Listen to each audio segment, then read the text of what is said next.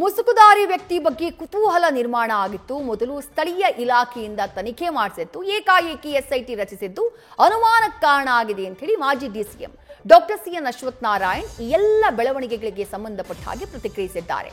ತ್ವರಿತವಾಗಿ ತನಿಖೆ ಮುಗಿಸಿ ಕೇಸ್ನ ಸತ್ಯ ಹೊರಗಡೆ ಬರಲಿ, ಇದರಲ್ಲಿ ನಮಗೆ ಯಾವುದೇ ರಾಜಕೀಯ ದುರುದ್ದೇಶ ಇಲ್ಲ ಅಂತ ಹೇಳಿಕೆಯನ್ನ ಕೊಟ್ಟಿದ್ದಾರೆ. ಅನಾಮಿಕ ವ್ಯಕ್ತಿ ಇದೊಂಥರ ಏನೋ ಬಹಳ ಕುತೂಹಲ ನಿರ್ಮಾಣ ಮಾಡುವಂಥ ರೀತಿನಲ್ಲಾಗಿತ್ತು.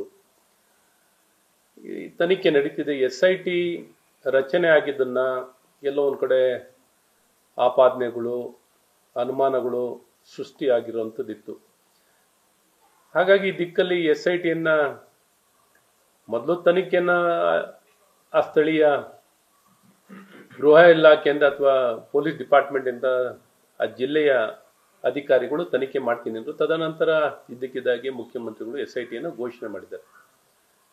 ಮತ್ತೆ ಈ SIT ಘೋಷಣೆ ಮಾಡಿದಾಗ ನಾವು ಪ್ರತಿಪಕ್ಷನೂ ಸ್ವಾಗತ ಅಥವಾ ಧರ್ಮಸ್ಥಳದ ಧರ್ಮಾಧಿಕಾರಿಗಳಿಂದ ಹಿಡಿದು ಎಲ್ಲರೂ ಸ್ವಾಗತವನ್ನು ಮಾಡಿದ್ರು. ಯಾರು ಅದಕ್ಕೇನು, ಆದರೆ ಇವ್ರೇನು ಅಂದ್ರೆ ರಾತ್ರೋರಾತ್ರಿ ನಿಲುವನ್ನು ಬದಲಾಯಿಸ್ತಿದಾರಲ್ಲ, ಅದಕ್ಕೋಸ್ಕರ ಏನಿದು ಅನ್ನುವಂಥ ಪ್ರಶ್ನೆಗಳು ಬರ್ತಿತ್ತು.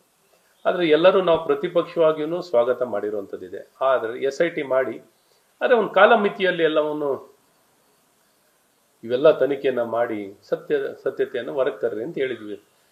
ಹಾಗಾಗಿ ಇಲ್ಲೆಲ್ಲೋ ಒಂದು ಕಡೆ ಯಾರೋ ಆಡಳಿತ ಪಕ್ಷ ಕಾಂಗ್ರೆಸ್ ಪಕ್ಷದವರು ಏನು BJPಯವ್ರು ಮೊದಲು ಮಾತಾಡ್ತಿಲ್ಲ, ಪ್ರಾರಂಭದ ದಿನದಿಂದನೂ ಮಾತಾಡಿದ್ದೀವಿ, ವ್ಯಕ್ತಪಡಿಸಿದ್ದೀವಿ.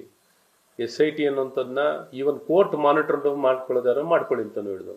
ಕೋರ್ಟಿನ ಮಾನಿಟರಿಂದನೂ ಇನ್ನೂ ಸ್ಪಷ್ಟತೆ, ಕೋರ್ಟ್ ಮಾನಿಟರ್ಡ್ ಆಗಬೇಕು ಅನ್ನೋಂಥದ್ದು ಅದನ್ನು ಮಾಡಿ ಅಂತಲೂ ಹೇಳಿದ್ರು.